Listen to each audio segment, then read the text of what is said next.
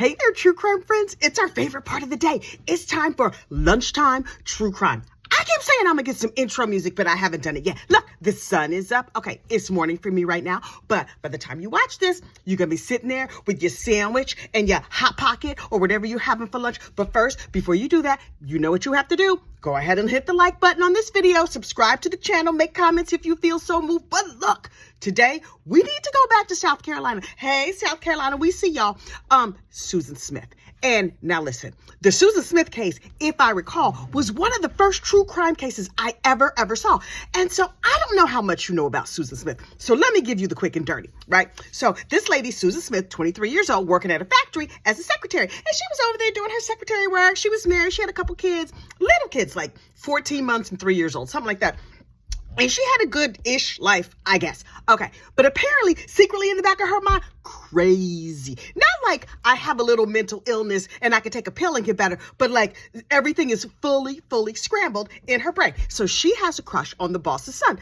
Like we all do. You sitting here, you're 23 years old, you don't have that much money, you got a couple kids, and here's this rich, cute dude at the office. You're like, hey, boy, I could be your wife, I could be your girlfriend. So they were having a little thing on the side. Okay, whatever, do you, girl.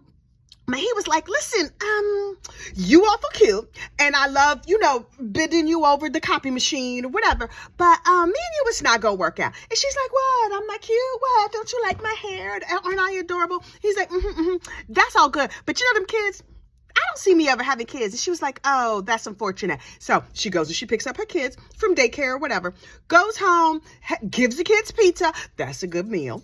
I love a pizza.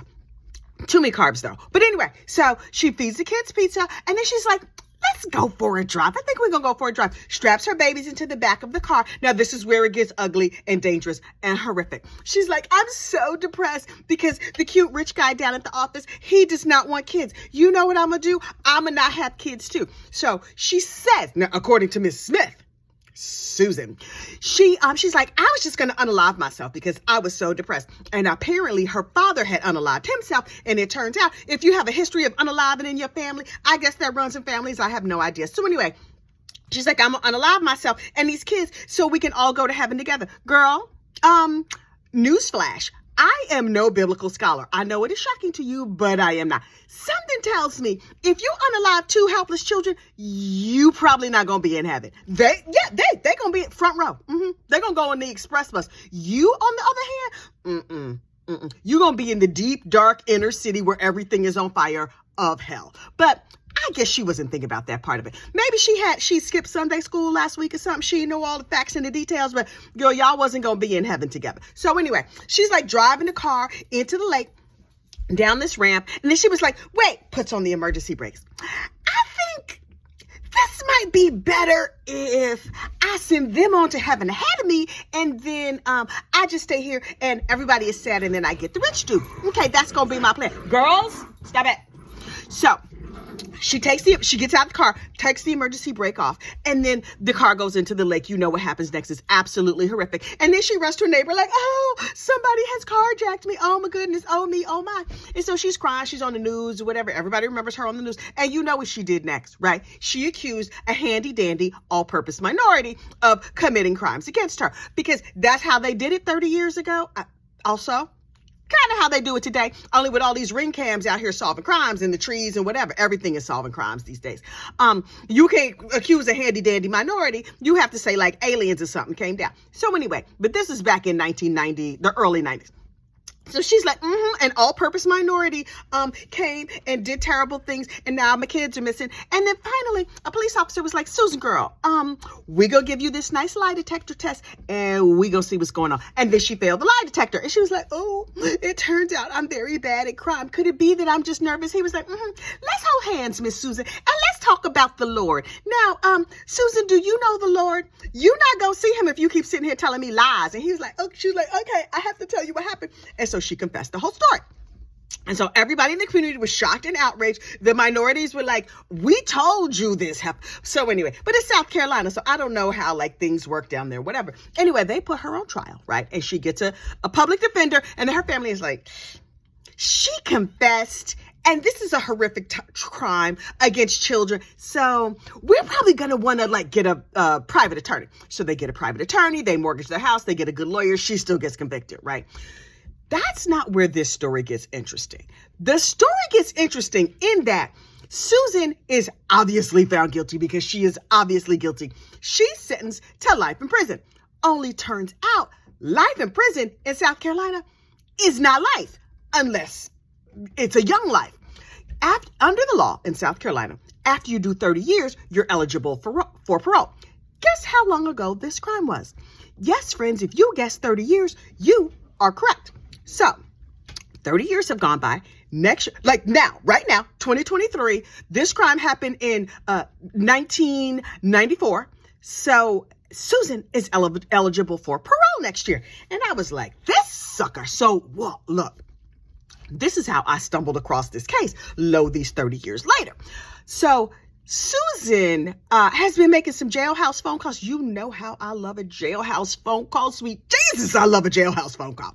So Susan is on her jailhouse phone call talking to her boyfriend, and they have a very fascinating conversation. Number one, she keeps referring to when she gets paroled. Susan girl, a bunch of us all-purpose minorities, we see you, girl, and we can FOIA your jail phone calls, and it's not gonna go good for you. We got WhatsApp, and we can communicate about ways to greet you when you emerge from the South Carolina prison system. Number one, I don't think she's going to get parole anyway. But number two, she over here talking about, when I get paroled, I'm going to do this and I'm going to do that. I'm Girl, we remember. We got a long memory. That's number one. Number two, who is Susan Smith's boyfriend? Sir, can we have a little chitty chat with you? Because she's probably not going to be a good partner. I'm just saying, maybe I have prejudged her just because she is a murderer who unalived 2 small children. You think she's an ideal partner? Okay, because that's not strange enough. Here is number 3 that was revealed. Well, number 3 and number 4. Number 3, she was talking about the Alec Murdaugh case. Girl, we're not sure. You and OJ and everybody else getting up on here with your opinions and your thoughts about Alec Murdaugh. Shut up. When you are a family annihilator, I guess maybe that's just like a club y'all need to be in. Here she go on the phone. I guess they were comparing the cases because they were both high profile. Ma'am, that's not why they got compared. They got compared because he's a family annihilator and you are a family annihilator. Also, a terrible human being. That's what y'all have in common. So you might have missed that part of it, but that's what y'all have in common. Last but certainly not least, her very, very strange boyfriend has a very strange hobby.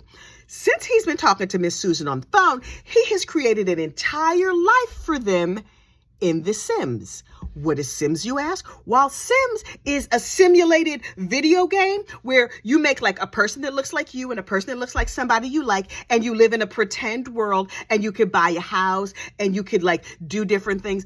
And so in their Sims, he goes onto a long detailed phone call about all the things that they've done together in The Sims. And she was like, really? Wow. And I was like, sir, you are deeply, deeply weird, but I need to hear every single thing. So in The Sims game, he explained, because I did not know. I was like, oh, please, weird sir, explain everything to me. So he does. He's like, so in The Sims game, you can make like another character. And Susan, the character I made for you looks exactly like you, but there's no guarantee that the two of you are going to get along. And she was like, I think this is the dude she plans on moving in with.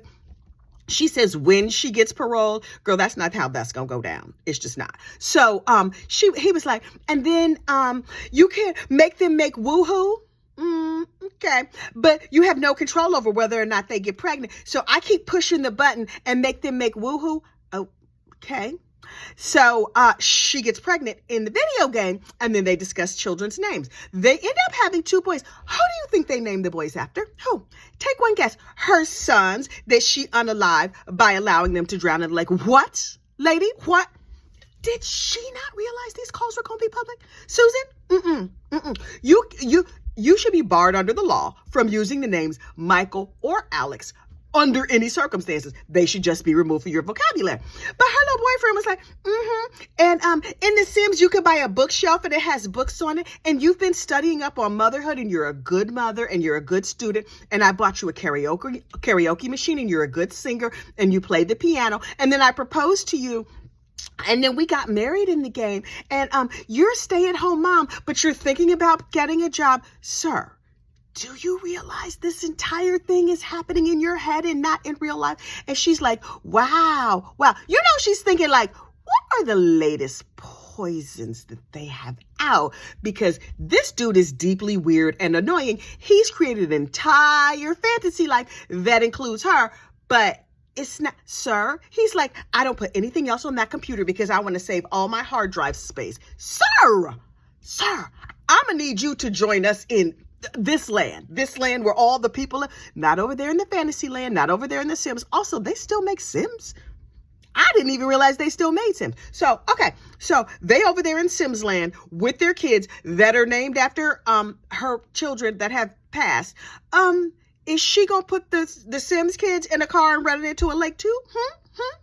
Sir, have you thought about these things? The whole call was crazy. And she was like, wow, she was like, okay, antifreeze, arsenic. He's annoying to me. She's already an unaliver, sir. She might not be ideal in terms of people you want to date. Now, them Sims babies, those are the only babies that she could have. Thank God. Because her history of motherhood is not good. She's not going. I wouldn't even let her parent a puppy. Like, puppy bark too much. And she'd be like, this other dude I like is allergic to dogs. So to the pound you go if that dog is lucky. Otherwise, she would do a personal unalignment because you know she got it in her. Finally, they have apparently at this lake made like a memorial for the children who passed away there. Very sad. And so people would go yearly to visit the memorial. And then a couple of years ago, a family took their minivan and went down there to the lake to visit the memorial. Only the transmission acted up and the van rolled into the lake and 7 people perished. Y'all, this lake is haunted. Why are we in South? Why are there humans living in South Carolina? It's too many bugs. It's too many trees. It's murderous Southerners. Y'all are not safe.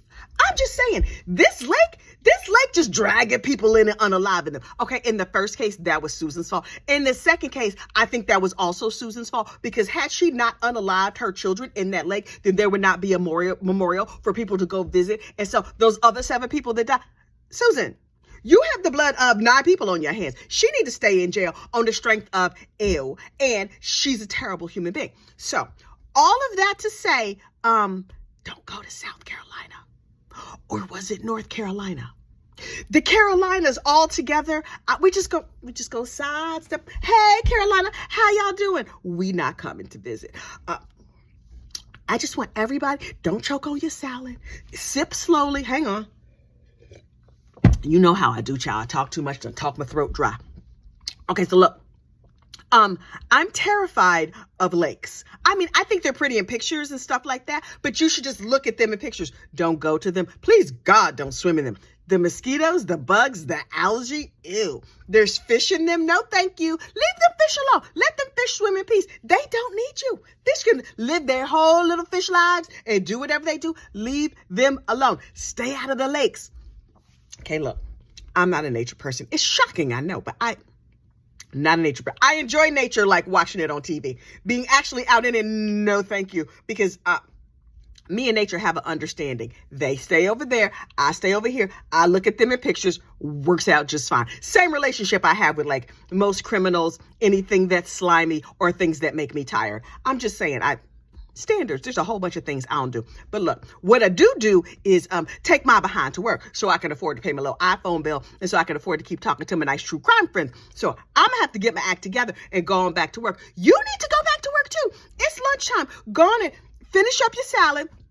Sip the last of your Big Red or your cola, whatever you drink. And I hope it's seltzer or something like that. You know, South Carolina down there drinking sweet tea. Just got themselves a glass of diabetes over there trying to die on their lunch hour. Okay, South Carolina.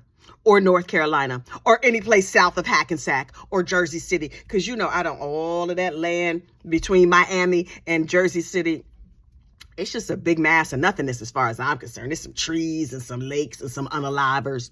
Y'all not safe.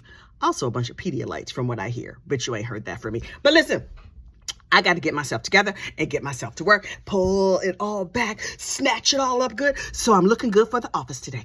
You have a great, safe day and enjoy the rest of it. And I will talk to you soon. Bye.